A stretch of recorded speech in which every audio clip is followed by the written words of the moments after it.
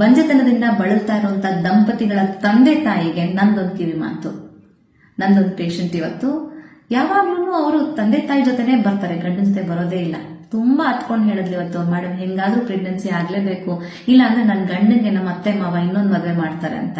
ಅವಳಿಗೋಸ್ಕರ ಈ ಕಿವಿ ಮಾತು ಹೇಳ್ತಾ ಇದ್ದೀನಿ. ತಂದೆ ತಾಯಿಗಳು ಯಾವತ್ತು ಮಕ್ಕಳು ಎಷ್ಟೇ ದೊಡ್ಡವರಾದ್ರೂ ಮಕ್ಕಳಂತಾನೆ ನೋಡ್ತಾರೆ.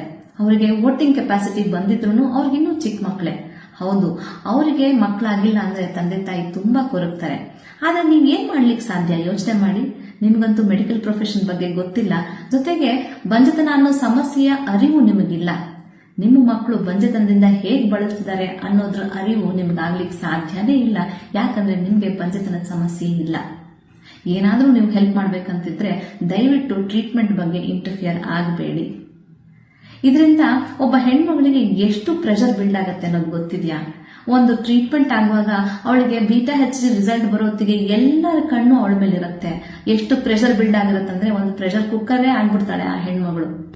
ಹಾಗಾಗಿ ದಯವಿಟ್ಟು ಟ್ರೀಟ್ಮೆಂಟ್ ಬಗ್ಗೆ ಕೇಳಕ್ ಹೋಗಬೇಡಿ.